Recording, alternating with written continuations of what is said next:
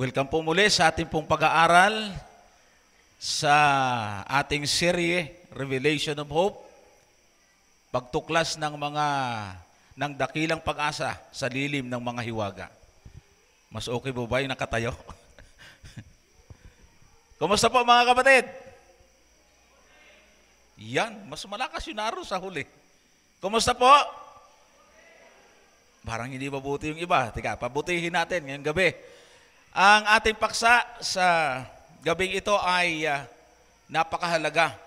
Dito pa rin sa ating pong Revelation of Hope, binabati natin ang ating mga taga-subaybay sa internet, sa television, sa YouTube. Ang pagpapala nawa ng Panginoon ang sumaating lahat. At tayo po ay isang oras na tatalakay ng usapin kung saan ay isa po ito sa napakahalaga, mga kapatid. Dugtong-dugtong na po yung ating paksa. Paganda ng paganda, palalim ng palalim. Kaya dapat ay tayo naman ay parami, hindi paunti. Ang ating paksa ngayon ay ang tanda ng katapatan at ang huling labanan. Ano yung tanda ng katapatan na yan, mga kapatid? Noong 1991 ay meron pong inilunsad na tinatawag pong COBE satellite. Ang layunin po nitong COBE satellite na to ay para tuklasin kung anong meron sa ating universo, sa universe, doon sa kalawakan. Anong meron? Dahil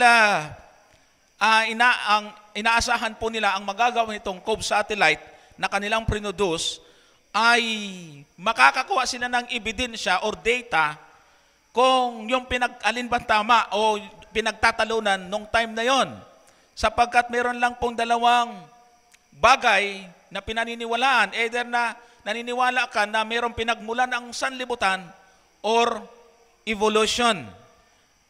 Kaya yung mga astronomers, astrophysicists, at saka mga cosmologists ay namangha sila, nagulat po sila. Dahil maganda ang project at saka napakamahal ng kanilang ginastos dito sa COBE satellite na to. At ini-expect nila na masasagot na kung ano ba ang dapat paniwalaan. Yung may beginning, may simula ba talaga ang mundo? Kaya ang sabi po nila dalawang question. Is God always existed or matter always existed? Saan doon? Ngayon, nilaunch po yung COBE satellite na yan. Yan yung merong kakayanan po siyang umabot sa napakalayong lugar sa outer space. Bukod doon, ay meron din po siyang design na kaya niyang pumick up ng anumang ingay sa kalawakan. Hindi yung dito lang sa pinililiparan ng mga eroplano, kundi doon sa mga kinaroroonan ng mga bituin, buwan, araw. Yan po yung yun yung purpose ng COBE satellite na yan. At nung sukatin nila ang kalawakan, ay hindi nila makita kung meron ba talaga itong hangganan. Kaya nagkaroon po sila ng conclusion. Ang sabi po, COBE data regarding the universe indicated that it has a definite beginning. Hindi nila kayang sabihin na ito ay walang pasimula. Talagang nag-arrive sila doon sa conclusion na meron talaga. At kung may pasimula, may nagpasimula. Kaya lumabas ho ang isang aklat na may pamagat na The Creator and the Cosmos. Yung cosmos ay Greek word ho yan ng mundo. Yun ho, salita pong Griego yan.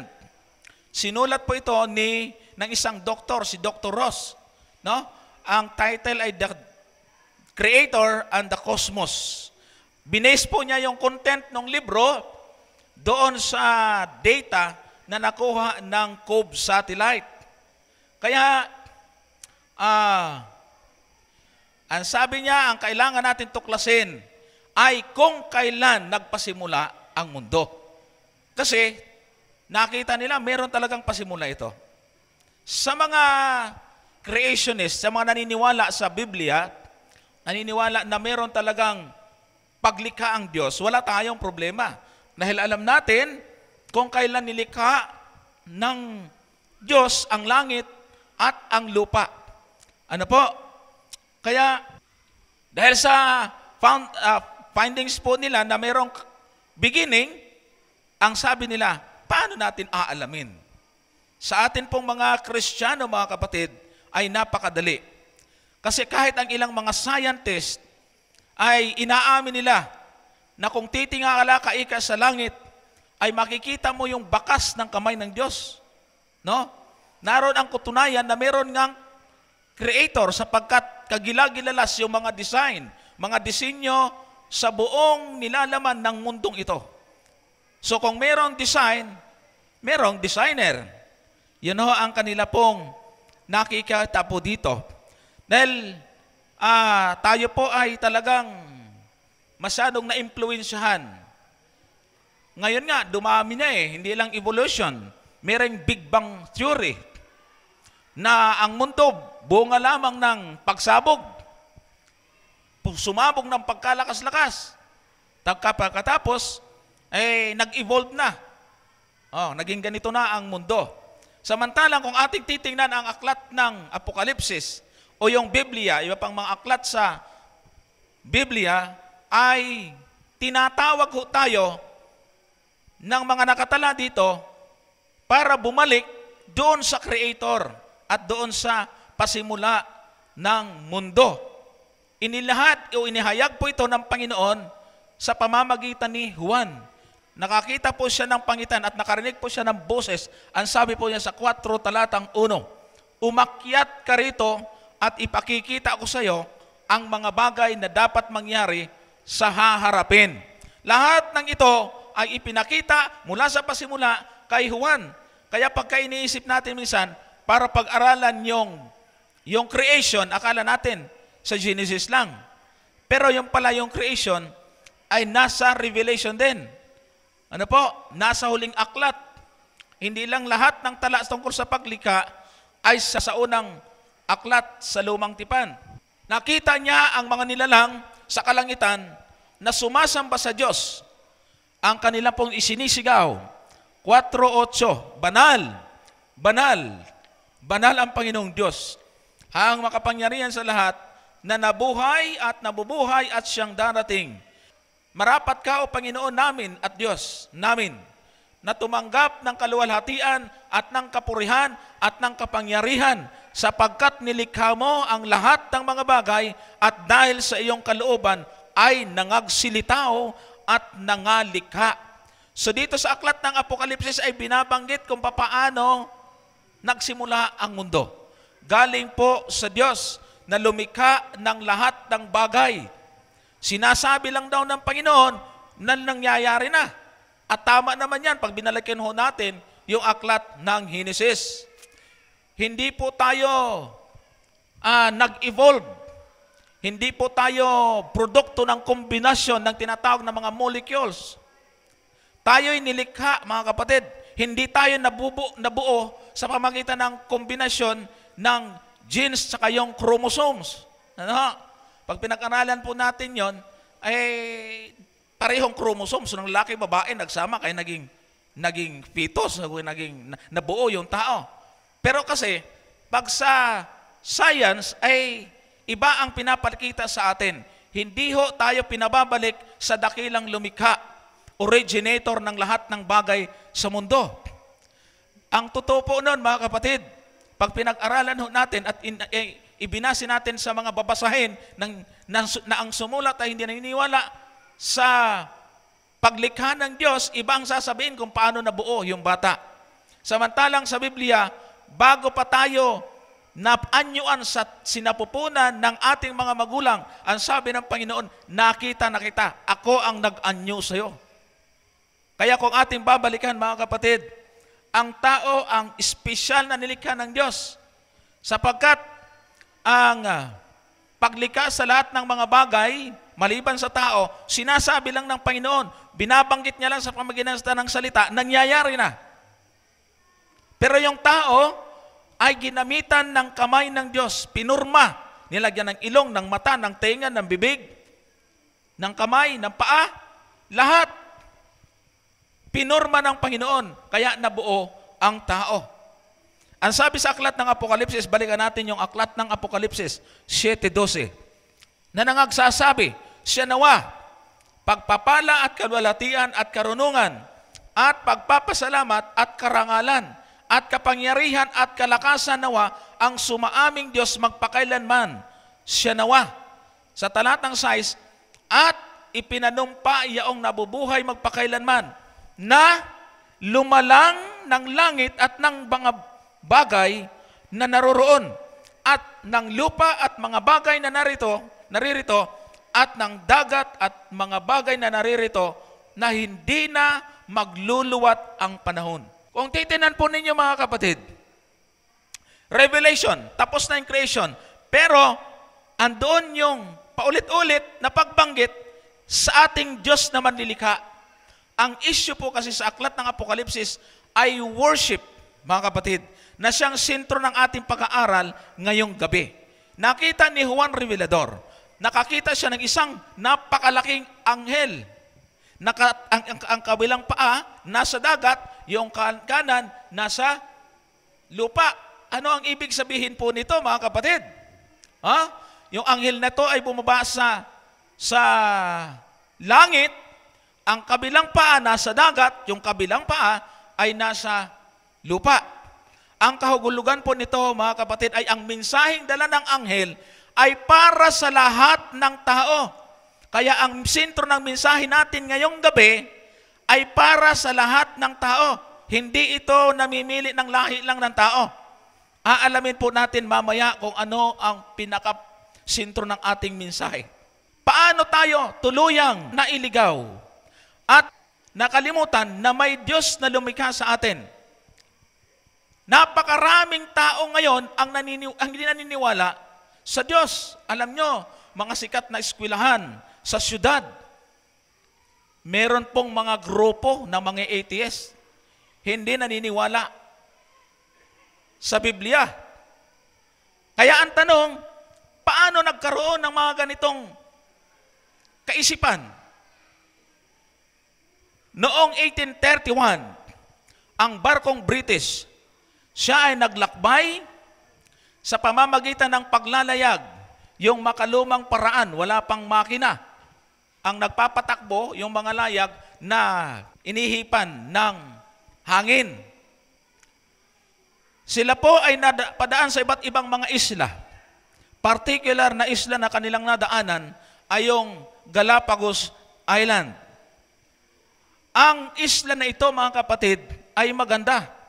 At dito po, ang sabi sa history, si Charles Darwin ay dito po nag-research tungkol sa tinatawag pong mga variety of species of birds.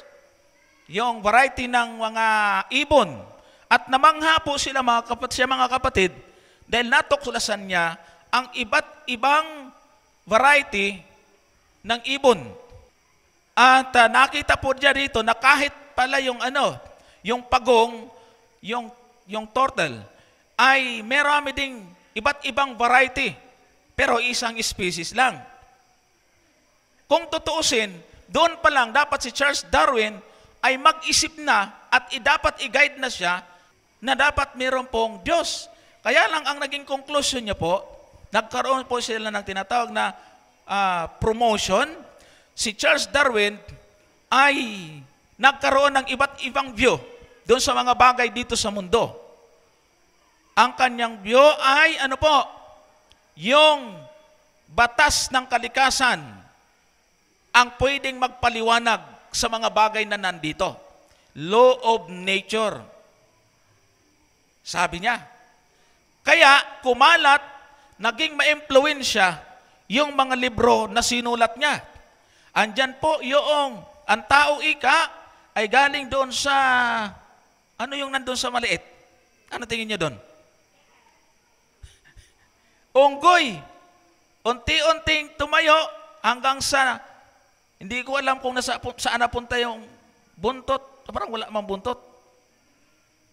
At naging tao. Payag ba kayo dyan? Ba, kayo na lang. Ayoko.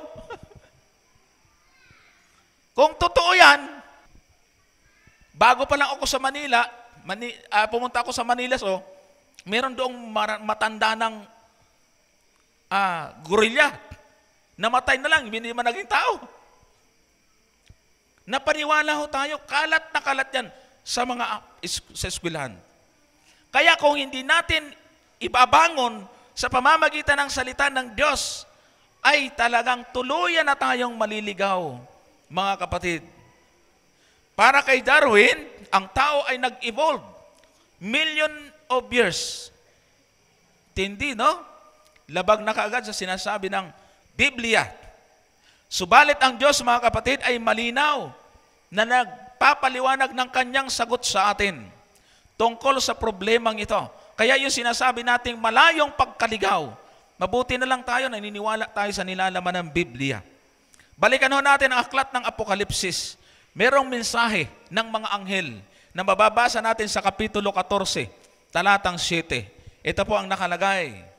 At sinasabi niya ng malakas na tinig, matakot kayo sa Diyos at magbigay kalawalhatian sa Kanya, sapagkat dumating ang panahon ng Kanyang paghatol at magsisamba kayo sa gumawa ng langit at ng lupa at ng dagat at ng mga bukal ng tubig. So, ang sigaw ng anghel, meron siyang walang hanggang balita.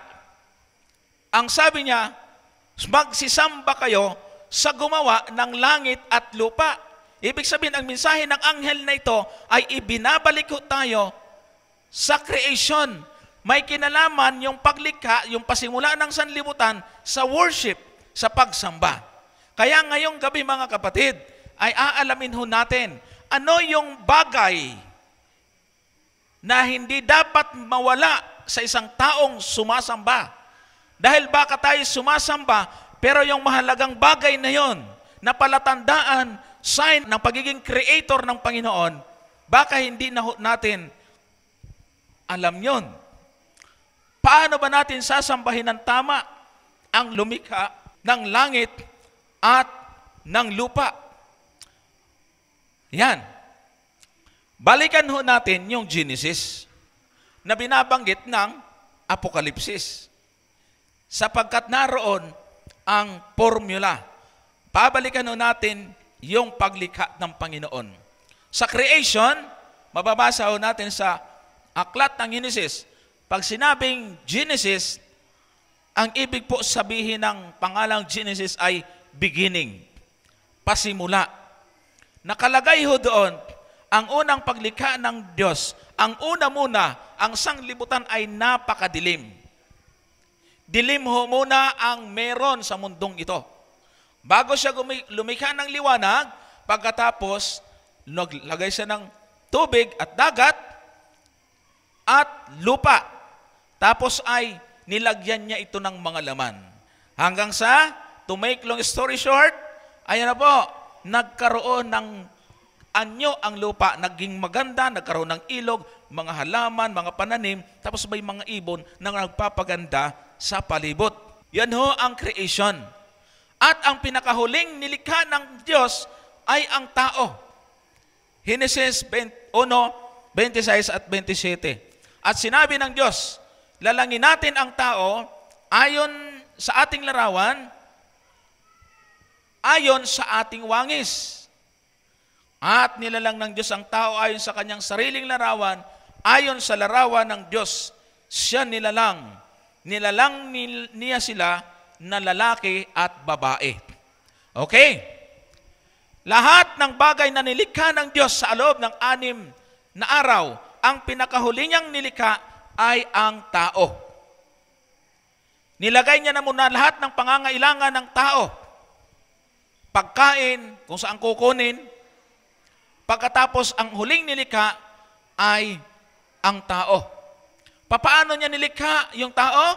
Sa pamamagitan ng kanyang kamay. Kumuha siya ng alabok at pinormahan, binigyan ng hininga ng buhay at ang tao ay nagkaroon ng buhay. Samantalang ang ilang mga bagay na nilikha niya, sabi ni David sa awit 33:9, sapagkat siya'y nagsalita at nangyari, siya'y nagutos at tumayong matatag. So, yung mga ibang mga nilikha ng Diyos dito, kahoy, bundok, mga halaman, isda, hayop, sinasabi lang ng Diyos yun, magkaroon ng kahoy, nagkakaroon ng kahoy. Kaya nga may mga tanong, hindi totoo yung Biblia.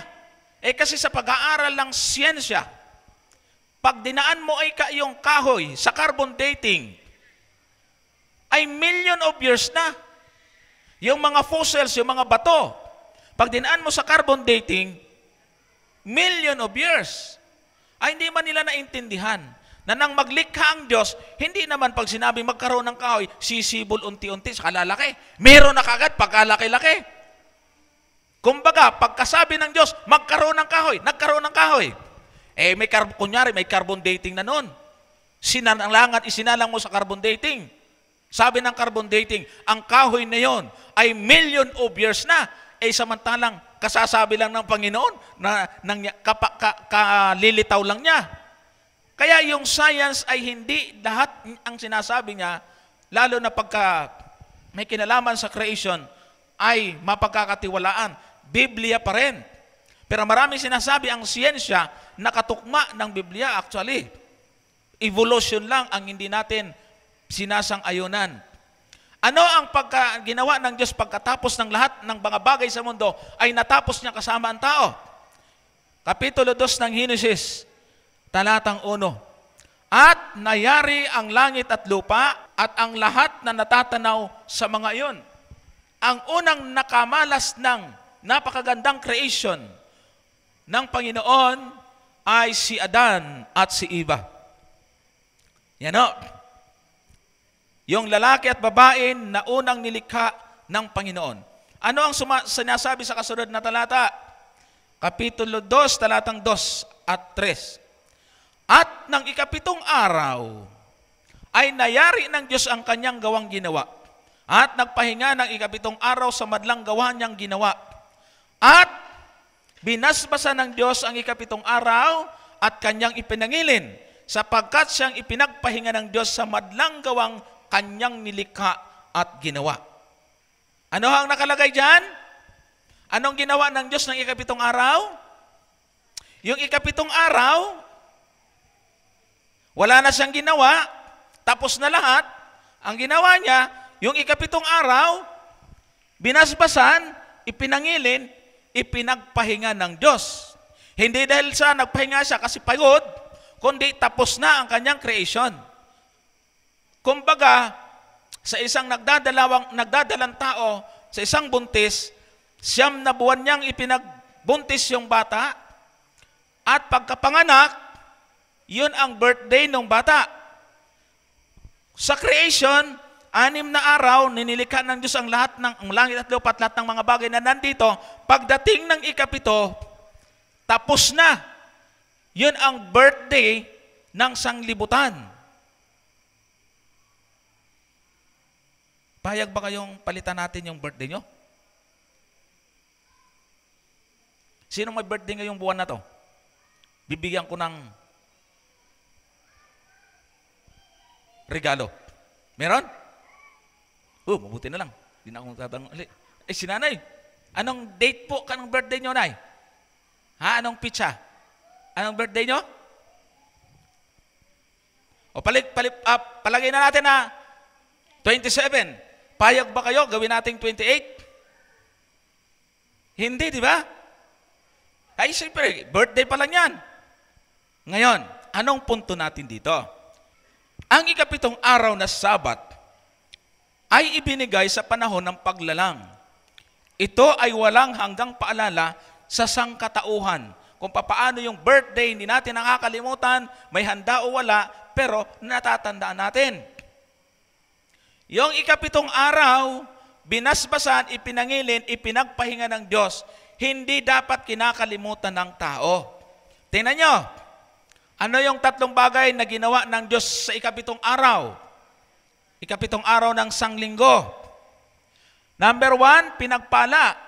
Sabi doon kanina sa talata, binasbasan. Ibig sabihin ng binasbasan, pinagpala. Ipinangilin. Ang ibig sabihin ng ipinangilin, ginawa itong banal. At ano po?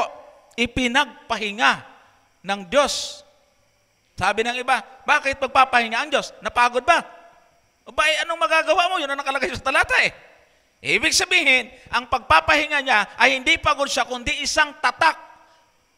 Memorial of creation. Alaala na yung mundo ay nilikha ng Diyos.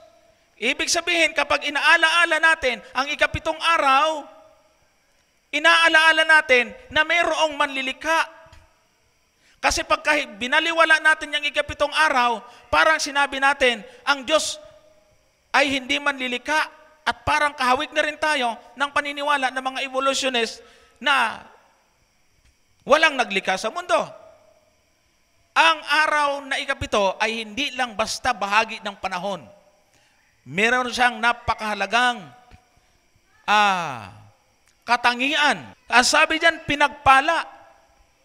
Pag pinagpala ang isang bagay, mga kapatid, binasbasan ng Diyos, ayun ngang paniniwala natin, mga Katoliko tayo, no?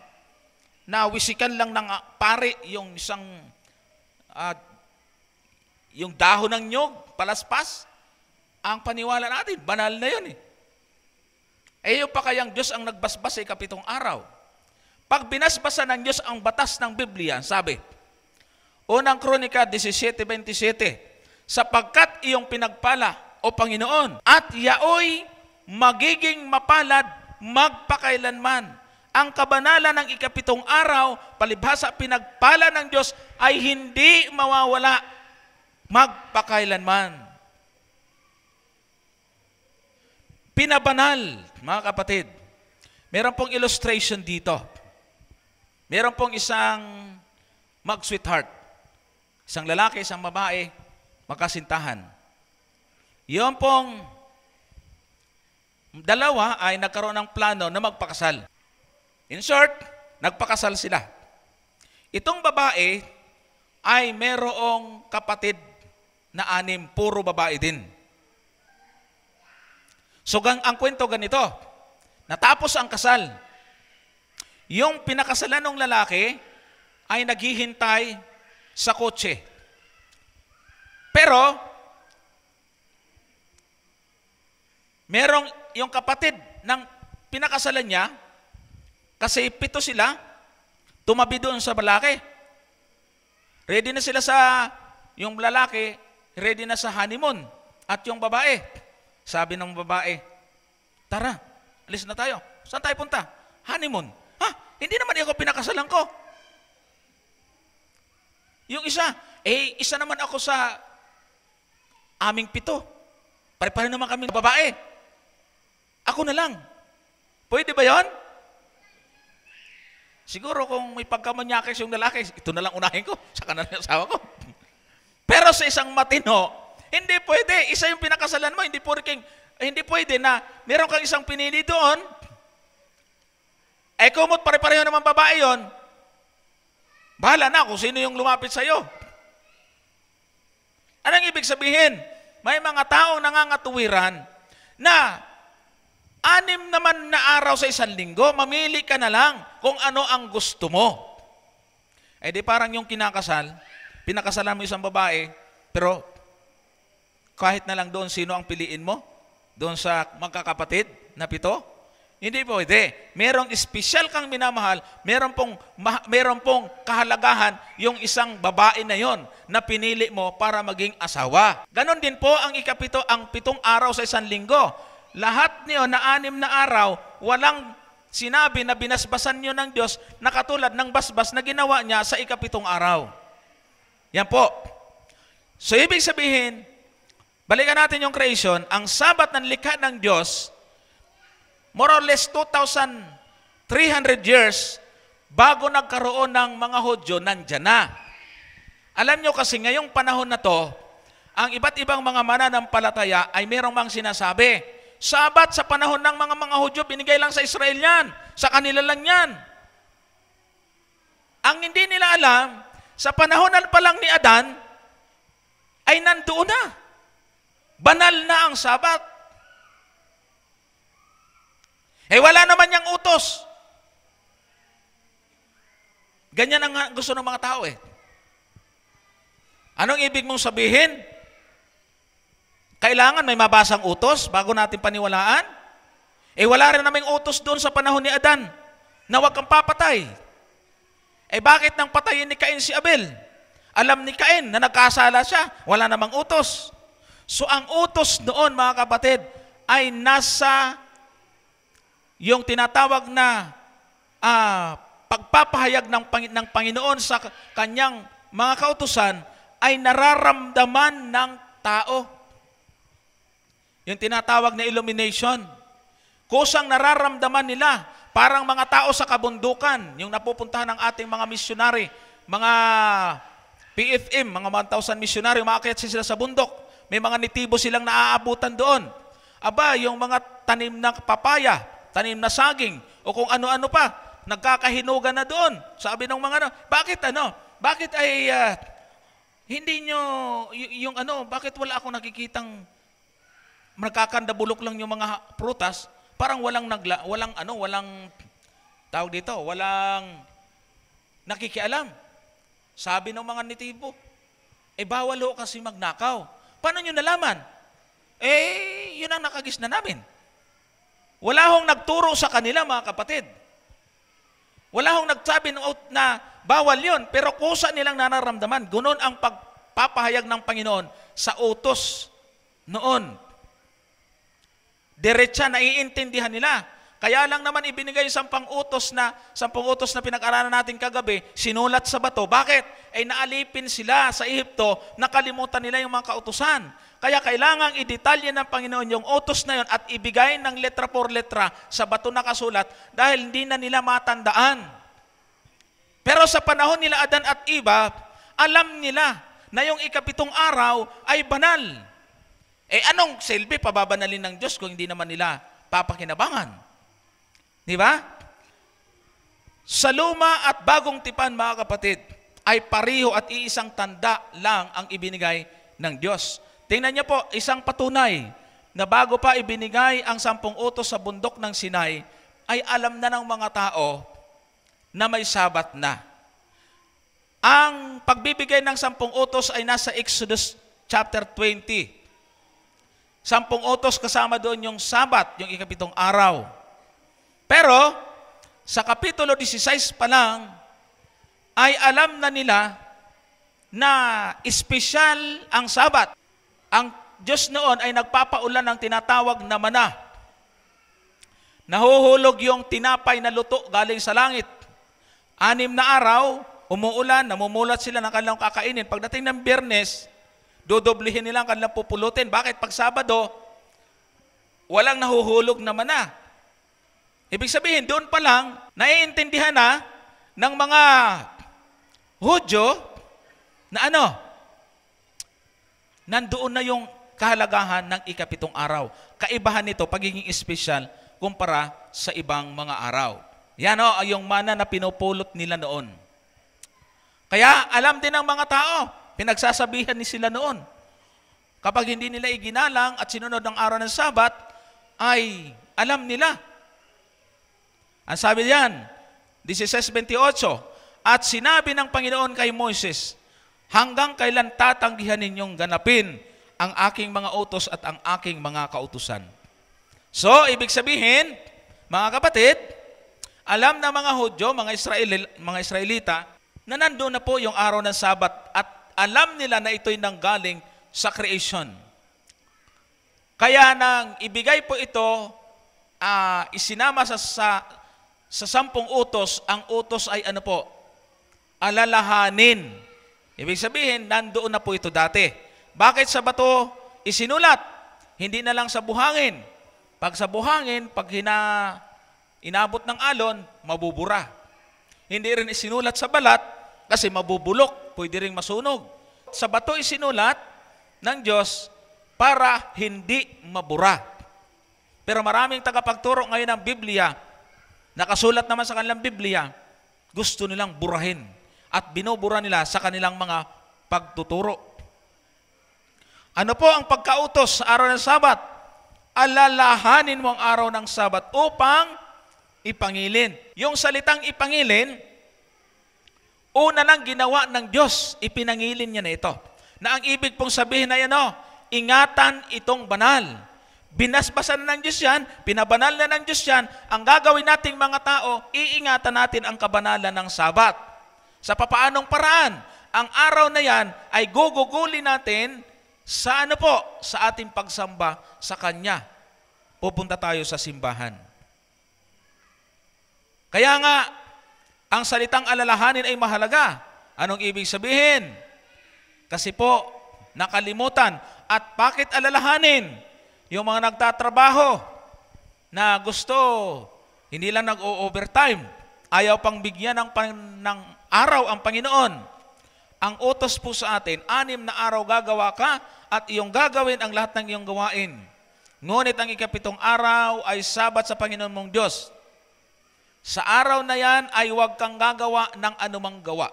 Yung gawa po na bawal sa araw ng Sabat, mga kapatid, ay yung pansariling gawa. Magtrabaho, o kaya kung ano po, maglaba o kung anong lakad, mamasyal, hindi po pwede. Magagawa tayo sa araw ng Sabat, may kinalaman sa pagsamba, Bible study, pagdadalaw, basta may kinalaman sa Panginoon, yun po yung pwede nating gawin sa araw ng Sabat. Ayan po ang ibig sabihin ng iniingatan natin itong banal. Hindi natin ginugugol ang oras na yon para sa ating pansarili kasi meron ng 6 na araw na ibinigay sa atin. So 6 na araw na ibinigay ng Diyos sa atin, yung ika-7 sa Kanya naman. Ay wag naman nating ubusin na lahat. Hindi natutuwa ang Panginoon. Banal kaya yan. So, ang origin ng Sabat ay sa panahon ng creation. Sabi nga natin, mahalaga po ito mga kapatid. Dahil meron pong mga mahalagang ginawa ang Diyos dyan. Pinangilin, binasbasan at Kanyang ipinagpahinga. Sabi ko kanina, illustration, parang birthday. May tao na may pinakamahalagang pitsa para sa kanya. Date. Ayan. Halimbawa, yan. Anong event meron dyan? Johnson's birthday. Ay, huwag niyong papakialaman yan, huwag niyong ililipat. Mag-aaway tayo. Hindi po pwede yun. Memorable, mahalaga sa akin yan. Kaya kung sa 6 na araw, ang ika-7 binasbasan ng Diyos, huwag nating papakialaman. Anong alam natin ngayon na pinapangilin ng iba? Sabado ba? Hindi, Linggo. Matutuwa bang Diyos? Siyempre, hindi po. Si nanay nga ayaw niyang palitan yung birthday niya. Di ba, Nay? Palit tayo ng birthday, Nay. Palit tayo ng birthday. Hindi rin ako papayag. Ganon po yun. Ang ika-7 araw ay Sabat sa Panginoon mong Diyos. Sa araw na yan ay huwag kang gagawa ng anumang gawa. Bakit iniutos na ipangilin? Sapagkat sa 6 na araw ay ginawa ng Panginoon ang langit at lupa, ang dagat at lahat ng nangaroon at nagpahinga ng ika-7 araw. Ayon, ang pangingilin ng Sabat at pangsamba sa araw ng Sabat ay hindi lang ito schedule of worship. Hindi lang ho ito mga kapatid na panahon na gusto nating magsamba or yun ang schedule ng ating napag-usapan na pagkasunduan sa simbahan. Hindi ho. Pagka inaalaala natin, ipinapangilin natin ang araw ng Sabat, ay itinuturo tayo na sa pasimula pa lang meron ng Diyos na lumikha ng langit at lupa. Kahit sinong Diyos pwedeng magpakilalang siya'y Diyos. Si Buddha, nagpapakilala. Si Mishna. Si Allah. Pwedeng mag-angkin na Diyos sila. Pero anong palatandaan na sila ay Diyos? Kung meron silang palatandaan sa kanilang paglikha. Ang Diyos ng mga Kristiyano, totoo. Bakit? Dahil sa Sabat. Ito ang nagtuturo na ang Diyos ay kinakilala natin bilang Creator, bilang manlilika. Kaya kapag ikaw ay nangingili ng Sabat, tama ang iyong pagsamba, hindi mali. Pag sumamba at nangiling ka ng ibang araw, ibig sabihin, nagkukulang. Hindi mo inaalaala na mayroong Diyos na lumikha at hindi natin pinapahalagan ang pagiging manlilika ng Diyos. Mabigat po yun, mga kapatid. Kaya nga sabi ho natin, ang issue sa aklat ng Apokalipsis ay worship. Kaya nga sabi rito, sapagkat 6 na araw ginawa ng Panginoon ang langit at lupa at ang dagat at lahat ng nangaroon at nagpahinga ng 7 araw na anupat pinagpala ng Panginoon ang araw ng Sabat at pinaka-banal. Walang ibang araw na banal sa loob ng 1 linggo, 7. Dati ako, sabi ko dati, itong mga Sabadista na to, pauso. Lahat ng relihiyon, puro linggo. Ba't sila lang yung Sabado? Ano kayang nakain itong mga to? Bay, nang sumasama ako sa bayaw ko mag-Bible study, Sabado pala talaga. Kaya ang tingin ko sa mga Adventist noon, sila pala ang sumusunod. Minsan ngayon, ang tanong ng tao, ba't Sabado kayo? Hindi linggo. Yan yung mga tanong ng mga taong walang alam sa Biblia. Pero pag may alam ka sa Biblia, ang dapat magtatanong, ba't linggo kayo? Sabado ang nasa Biblia. Yun po ang totoo. Ang Sabat ay hindi para lang sa mga Hudyo. Ito'y ibinigay para sa lahat ng tao. Talata, Isaiah 56, talatang 6, gayon din ang mga taga-ibang lupa na nakikilakip sa Panginoon upang magsipangasiwa sa Kanya at magsiibig sa pangalan ng Panginoon upang maging Kanyang mga lingkod, bawat nangingili ng Sabat upang huwag lapastanganin at nag-iingat ng aking tipan. Ganon din daw yung taga-ibang lupa. Sabi kasi nila sa Hudyo lang yan, sa Israel lang yan. Hindi, mali. Kahit na taga-ibang lupa, sakop ka ng pangingili ng Sabat. Kaya ibinigay sa mga Hudyo para dalhin ito ng mga Hudyo sa ibang taga-ibang bayan. Yun ho ang dahilan kung bakit ipinagkatiwala sa kanila. Sa buong lumang tipan, ang Sabat ay walang hanggang tanda niya sa kanyang bayan. Basa, Ezekiel 20, talatang 12, bukod dito'y ibinigay ko rin naman sa kanilang aking mga Sabat upang maging tanda sa akin at sa kanila, upang kanilang makilala na ako ang Panginoon na nagpapaging banal sa kanila. Pag meron kayong mahalagang bagay, lalagyan nyo ng tanda. Pag ang bagay na yun ay pinaka-importante sa iyo, tatandaan nyo, di ba? Tama? Pag nawala, kung may tanda kayo, anytime pwede nyong bawiin. Pag walang tanda, pwedeng hindi isauli sa inyo. Bakit? May pagkakilanlan ka ba sa iban? May pangalan ka ba dyan? Wala. Wala kang magagawa. Ang Diyos, sa dami ng tao sa buong mundo, meron siyang ibinigay na tanda sa kanyang bayan. Tanda daw sa kanya at sa atin. Ibig sabihin, two-way na tanda. Kasi, pwede na nating magsabi tayo na, kilala ko ang Diyos eh. Pero ang tanong, kilala ba tayo ng Diyos? Parang Presidente Rodrigo Duterte. Kilala nyo ba? Kilala nyo eh. Tanong, kilala ba kayo? Hindi. Kilala ba natin ang Diyos? Pwede natin sabihin, oo. Kilala ba tayo? Kilala tayo kung nasa inyo ang tanda. Ano ang tanda? Sabat, 7 araw. Gusto nyo bang may tanda kayo ng Diyos? Gusto nyo ba? Ayaw nyo. Taas nga kamay ng gusto na may tanda ng Diyos. Amen. Pero meron pa rin ayaw. Nahuli lang. Masyado lang nalito. Hindi po pwedeng papayag tayo, mga kapatid, na wala tayong tanda ng Diyos. Paano pagdating niya? Sabi ng Diyos, asa na yung aking mga anak? Ako po anak nyo. Hindi ka naman nangangili na. Yun po yung ibig sabihin doon, mga kapatid. Kaya, si Adan at si Ibang unang nakinabang ng Sabat, dahil sila lang ang tao ng likhay ng Sabat. Sabi ng iba, sa panahon ni Kristo, nagturo na po ng ibang araw si Kristo. Hindi na po Sabat. Mali po. Kasi ang ating Panginoong Hesus ay sinunod niya rin ang araw ng Sabat. 4:16 ng Lucas, at siya'y napasa Nazaret na kanyang nilakan. At ayon sa kanyang kaugalian, siya'y pumasok sa sinagoga ng araw ng Sabat at nagtindig upang bumasa. Si Kristo pala, nangilin din. Sa Henesis kanina, ang Ama nangilin din.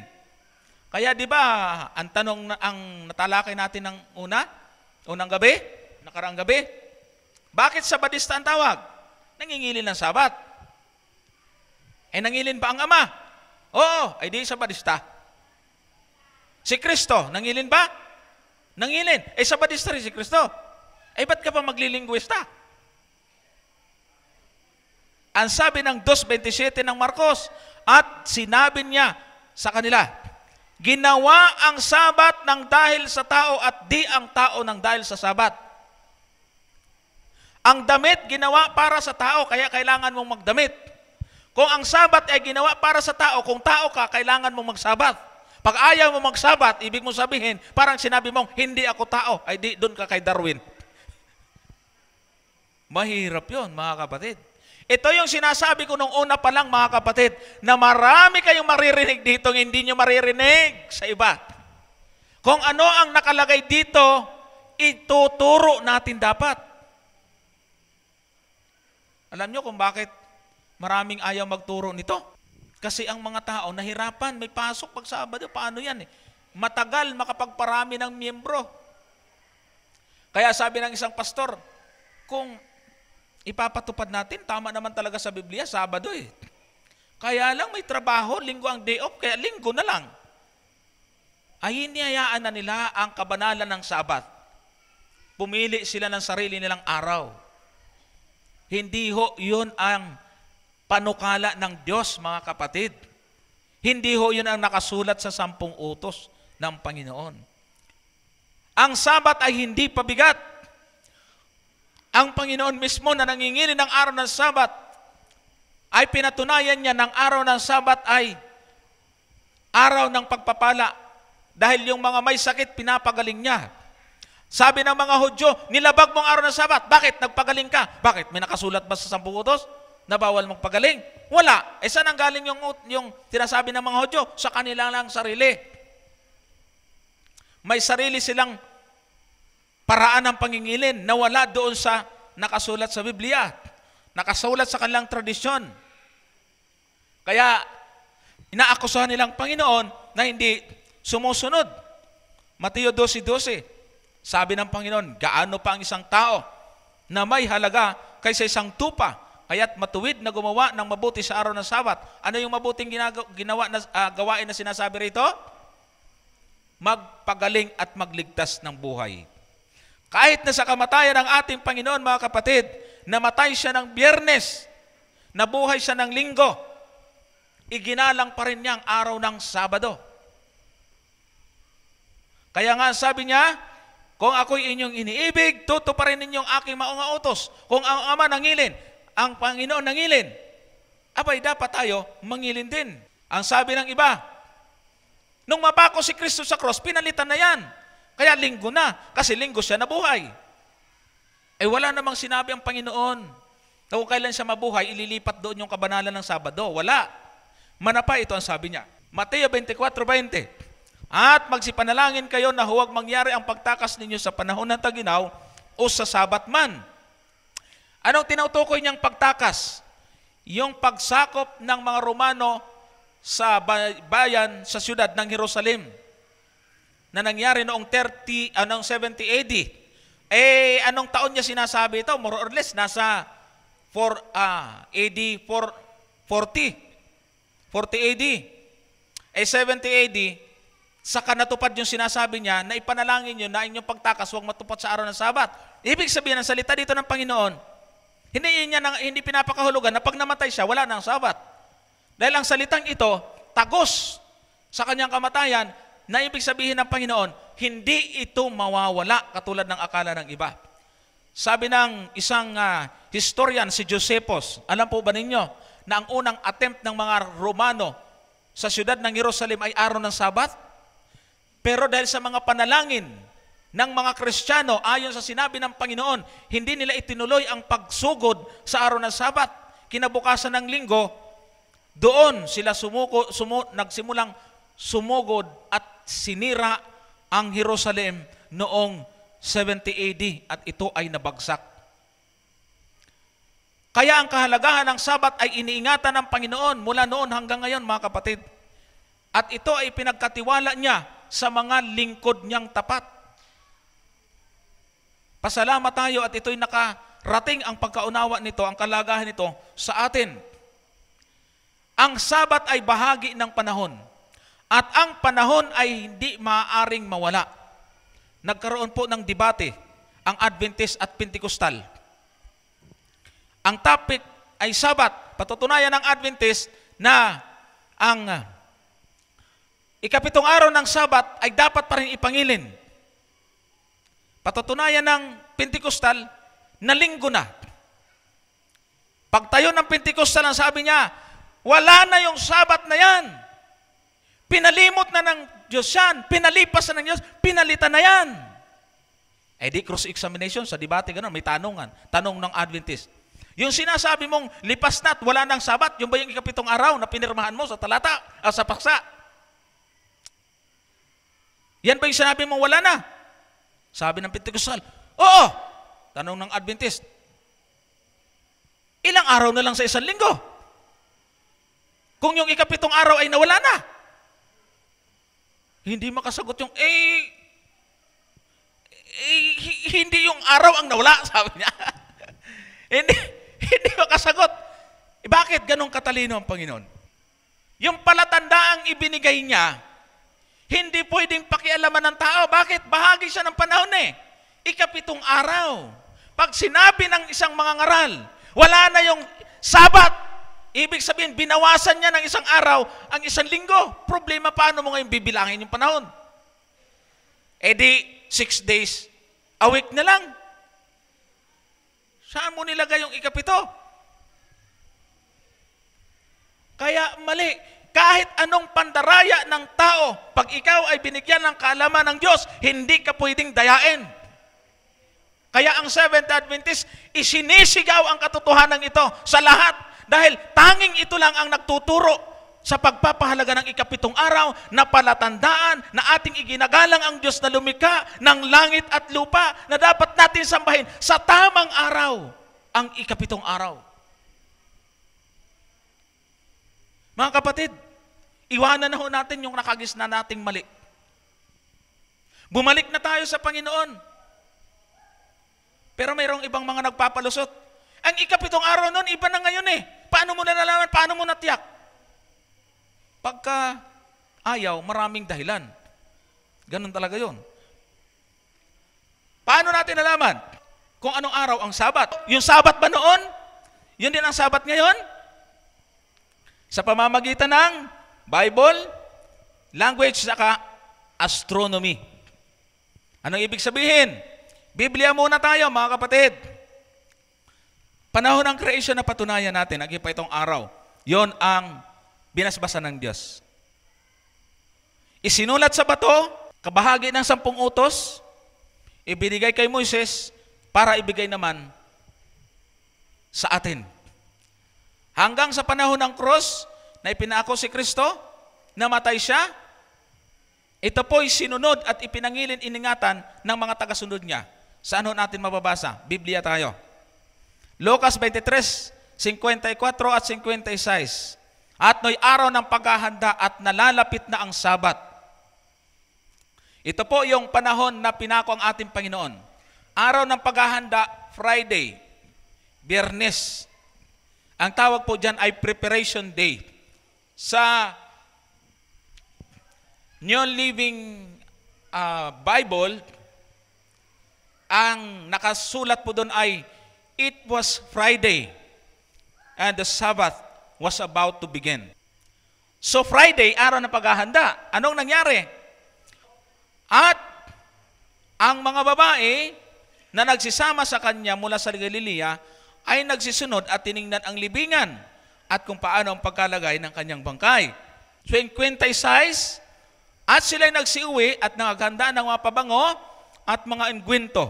At ng araw ng Sabat, sila'y nangagpahinga ayon sa utos. Kung yung mga kapatid ng Panginoon, sila Santiago, Juan, at iba pang mga alagad at ang kanyang ina, ay alam na ang Sabat ay hanggang sa krus lang, dapat hindi na nila gagawin ito. Bakit sila nagmamadaling umuwi? Nakabili sila ng mga pabango, kaya lang inabot sila ng Sabat, hindi na sila bumalik. Kailan sila bumalik? Kinalingguhan na. At datapat ng unang araw ng sanglinggo, pagka umagang-umaga, ay nagsiparoon sila sa libingan na may dalang mga pabango na kanilang inihanda. Nung Sabado, hindi sila pumunta sa libingan. Bakit? Alam nila, banal yun. Mahalaga yun. So meron na tayong proof mula sa Biblia, mga kapatid. Actually, marami pa yan, pero mahahaba tayo pagka tinapos natin yan. Tingnan nyo yung order. Order of event, yung pagkakasunod-sunod. Friday, preparation day. Saturday, Sabbath day. Sunday, first day of the week. Doon pumunta ang mga babae. Sabi po rito, may 8 talata sa Biblia ang tumutukoy sa araw ng linggo. Subalit walang kahit isa sa talatang iyon na iniutos na ipangilin ang linggo o araw na iyon. Sa buong bagong tipan, meron pong 8 talata ang tumutukoy sa unang araw ng sanlinggo. Kadalasan, karamihan po doon, ang ginagawa ng mga mananampalataya papunta sa libingan, hindi papunta ng simbahan. Ano gagawin ito sa libingan? Dala ang mga pabango para pahiran sana ang Panginoon. Kaya lang nakita nila na buhay na ang Panginoon. So saan ang punta paglinggo? Sa simbahan? Hindi, libingan ng Panginoon. Yung mga talata tungkol sa linggo ay pawang tumutukoy sa pagkabuhay ng Panginoon. Walang utos dyan na pagka nabuhay sa doon siya tayo sumamba. Lingwahe. Ito po, hindi na natin inubos. Mga lingwahe at ang meaning. Sa Greek, ang tawag po sa ikapitong araw ay Sabaton. Ang ibig sabihin, Sabat. Sa Spanish, Sabado. Yung Spanish na yan, yan ang ating hiniram na salita sa mga Kastila. Sabado. Ang ibig sabihin, Sabat. Portuguese, Sabado din. Sa Italian, Sabato. Sa French, Samedi. German, Samstag. Russian, Sabuta. Sa Polish ay Subuta. Persian, Shambin. Hindi, Zumbat. Arabic as Sabit. Ang meaning, pare-parehong Sabat. Saan tayo ngayon? Doon sa Spanish. Yun ang ginagamit natin. Marami tayong salitang Spanish. 1, 2, 3. Ganon yan doon eh. So yun ang Sabado na ginagawit, kahit yung Domingo, galing din sa kanila yon. Kaya yung Sabat ay Sabado. Ipinangili ni Adan, ipinangili ng mga propeta, sila Isaiah, Jeremias at Ezekiel, ipinangili ng ating Panginoon, nabasa na natin kanina, at sabi dito sa Gawa 17:1 at 2, pagkatahak nga nila sa Amphipolis at sa Apolonia, ay nagsidating sila sa Tesalonica na kinaroroonan ng isang sinagoga ng mga Hudyo. Ito ay tumutukoy sa mga Kristiyano kasama si Pablo. Anong ginawa? At si Pablo, ayon sa ugali niya, ay pumasok sa kanila sa 3 Sabat at nangatuwiran sa kanila sa mga kasulatan. Si Pablo pala, bilang alagad, Sabatista din. Sabat keeper din. Nangingilin din ng Sabat. Kumusta yung mga Kristiyano sa aklat ng Gawa? Gawa 13:42. At pag-alis nila ay kanilang ipinamanhik na salitain sa kanila ang mga salitang ito sa Sabat na susunod. Tingnan nyo mga Kristiyano to, nagkakatipon, nagsermon ang mga alagad, sabi ng mga Kristiyano, sa susunod uling Sabado. Kaya ibig sabihin, walang pagsamba ng linggo, kasi kung may pagsamba na ng linggo, dapat sabi ng mga tao, bukas, born again kami, may pagsamba kami ng linggo, pwedeng balik kayo. Wala palang pagsamba ng linggo. Ano sabi nila? Sa susunod uling Sabado. Anong nangyari? Naganap ba yon? 44. At nang sumunod na Sabat, ay nagkatipon halos ang buong bayan upang pakinggan ang salita ng Diyos. Ang pagtitipon ng mga Kristiyano, Sabado. 16:13 ng gawa, at ng araw ng Sabat ay nagsilabas kami sa labas ng pintuan at sa tabi ng ilog, na do'y sinasampantahan naming may mapapanalanginan, at kami ng kaupuron at nakipagsalitaan sa mga babaeng nagkatipon. Sa paglalakbay ng mga Kristiyano, mga alagad, pag inabutan sila ng araw ng Sabat, ikapitong araw, pag wala silang makitang simbahan, naghahanap sila ng lugar, nagtitipon-tipon, nag-uusap-usap tungkol sa salita ng Diyos. Ibig sabihin, mula sa lumang tipan hanggang bagong tipan, mula sa Ama, mga propeta, Panginoon, mga alagad at mga Kristiyano, puro Sabatista. Tingnan nyo, hindi nyo malalaman to mga kapatid kung hindi tayo nag-iingay dito. Sabi nung nagtanong. Sabi ng iba, Lord's Day. Ang Lord's Day ay linggo. May binanggit sa Apokalipsis. Malapit na po tayong matapos. 1:10. Ako'y nasa espiritu ng araw ng Panginoon at narinig ko sa aking likuran ang dakilang tinig na tulad sa isang pakakak. Ano ang sabi dyan? Araw ng Panginoon. Sabi ng iba, yung araw ng Panginoon, hindi yan Sabado, linggo yan. Mali. Bakit? Talata, Mateo 12:8. Ang anak ng tao ay Panginoon ng Sabat. Kung Panginoon siya ng Sabat, kanya yung Sabat. Kaya ang araw ng Panginoon, yung Sabat. Marcos 2:28, ang anak ng tao ay Panginoon ng Sabat. Lucas 6:5, ang anak ng tao ay Panginoon ng Sabat. Kaya ang araw ng Panginoon, Sabat, hindi linggo. Maliwanag yan. Ang Sabat ng Diyos na manlalalang sa Henesis ay siyang araw ng Panginoon sa Apokalipsis. Yan. Kaya po mga kapatid, ano ang sabi po rito? 14:12, narito ang pagtsatsaga ng mga banal na nagsisitupad ng mga utos ng Diyos at ng pananampalataya kay Jesus. Tingnan niyo po. Ang Sabat, ibinigay sa paglalang. Ibinigay sa Sinai. Ipinangili ng bayan ng Diyos. Ipinangili ni Jesus. Ipinangili ng mga Kristiyano. Ito'y tanda ng Diyos. Ipapangilin ito sa bagong langit at bagong lupa. Anong araw ang pagsamba sa bagong langit at bagong lupa? Meron bang Sabat doon? Meron. Mga huling talatang babasahin natin. Isaiah 66:22-23. Sapagkat kung paanong ang bagong langit at ang bagong lupa na aking lilikhain ay mananatili sa harap ko, sabi ng Panginoon, ngayon mananatili ang iyong lahi at ang iyong pangalan. Mangyayari na mula sa bagong buwan hanggang sa panibago at mula sa isang Sabat hanggang sa panibago, paroroon ang lahat ng tao upang sumamba sa harap ko, sabi ng Panginoon. Gusto nyo bang makarating sa langit, mga kapatid? Taas nga ang kamay ng gustong makapasok sa karya ng langit. Maraming salamat po. Handa na ho ba kayong ipangilin ang Sabat ng Panginoon? Taas ang kamay. Abay, hindi yung nagtaas ka ng kamay, gusto mo makapasok sa langit, ayong ipangilin. Baka pagdating doon, gusto mo linggo, nagkaroon na ng pagsamba sa langit, Sabado, sabi ng Panginoon, bukas na ako, linggo ako. Bay, hindi mo nakasama ang Panginoon doon. Magsusulo ka. Ibig sabihin, sa panahon ng creation, wala pang kasalanan ng tao, naroon na sa Eden ang Sabat. Nilagay na ng Diyos. Nagpatuloy yan hanggang sa ating panahon at hanggang sa i-restore ang bagong langit at bagong lupa, ibibigay ito sa mga banal, sa mga naligtas, naroon uli yung Sabat. Kaya hindi po pwede na sa Genesis may Sabat, ngayon wala, linggo muna tayo ngayon, sa bagong langit, bagong lupa, saka ibabalik. Ano yan? Lulubog, lilitaw? Nakalitaw noon, lubog ngayon, pagdating sa bagong langit, bagong lupa, litaw uli. Hindi po. Ang Diyos pang nagbigay ng mga kahalagahan sa araw na ito, magpapatuloy ito hanggang sa ating kapanahunan.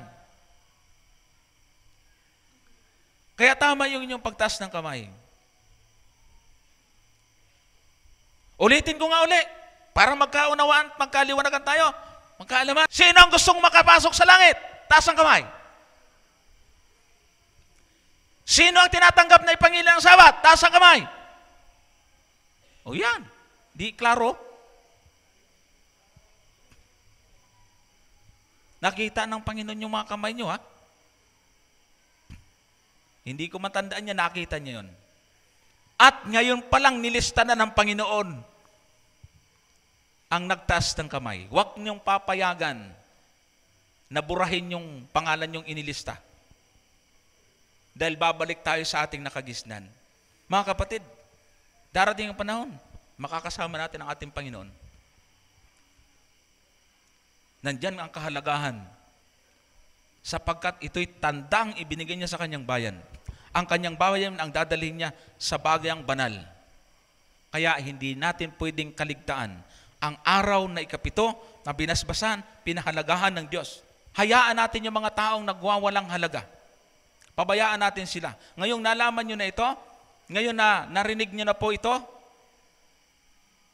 huwag na nating bigyan ng pagkakataon ng kaaway para bawiin ito sa atin. Kaya muli sa gabing ito, atin pong muling pakinggan ang awitin ni Sister Che at muli ko pong hinihilingan na makipag-usap tayo ng personal sa ating Panginoon. Tulungan tayo na itong tandaan na ito ay hindi na mabura kailanman sa atin. Upang alam ng Panginoon sa panahon ng kanyang pagdating kung sino ang kanyang mga anak. Pagpalain tayo sa gabing ito mga kapatid, pakinggan natin ang isang awit.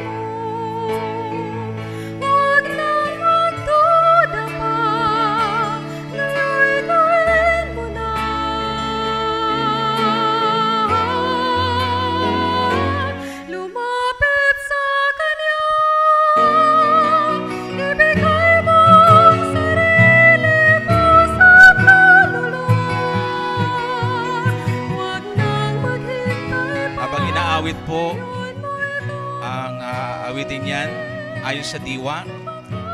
Kung meron po sa atin na nais lumapit sa Panginoon at ibigay ang ating buhay sa Kanya, pwede ho ba tayong ipakita natin ito sa magitan ng ating pagtayo upang sabay-sabay po tayong lumapit sa Kanya sa magitan ng panalangin.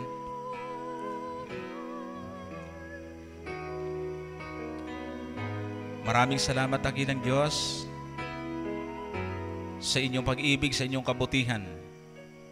Muli, panibagong mahalagang mensahe ang aming natunghayan sa gabing ito.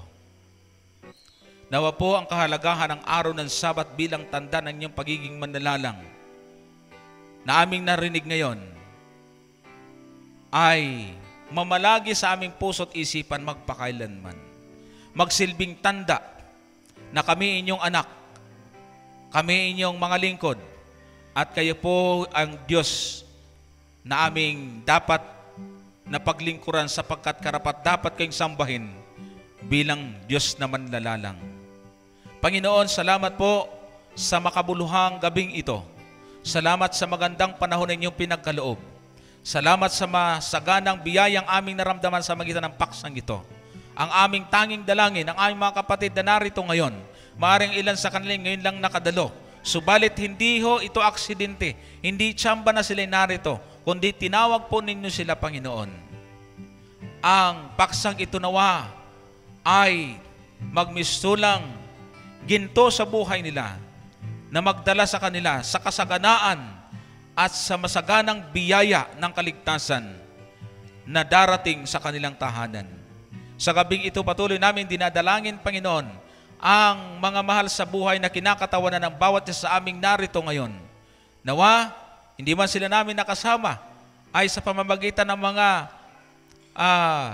presensya ng aming mga kapatid at kaibigang narito, ang larawan ng magandang mensahe kanilang napakinggan ay mag-reflect sa kanilang pagkatao sa kanilang tahanan upang sa ganun maging ilaw, pasimula ng pagpasok ng kaligtasan sa bawat tahanan na kanilang kinakatawanan. Panginoon, salamat ng marami sa inyong patuloy na pag-ibig. Salamat sa inyong pagliligtas. Salamat sa inyong mga biyaya. Sa gabing ito, uuwi kaming pinagpala at ingatan kami sa daan. Ingatan po kami sa aming pong mga pagpapahinga sa buong magdamag. Ibangon kami kinabukasan na may kasiglahan at ibalik po kami sa kinagabihan upang patuloy na tuklasin ang dakilang pag-asa sa lilim ng mga hiwaga.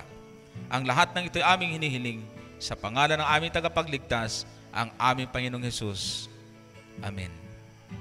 Dahil po sa inyo, nakita nila ang liwanag. Nalaman nila ang katotohanan. Natunto nila ang daan. Natutunan nilang magtiis. Nakilala nila si Kristo. Naramdaman nila ang pag-ibig ng Diyos. Maraming nanumbalik sa pananampalataya. Nalaman nila kung paano maligtas. Lumawak ang gawain ng Panginoon. Kaya nananatili ang pag-aralan natin ministry. sa lahat ng mga naging bahagi ng pag-aralan nating ministry, maraming salamat sa inyong pagtitiwala at patuloy na suporta. Kami ang Pag-aralan Natin Ministry Family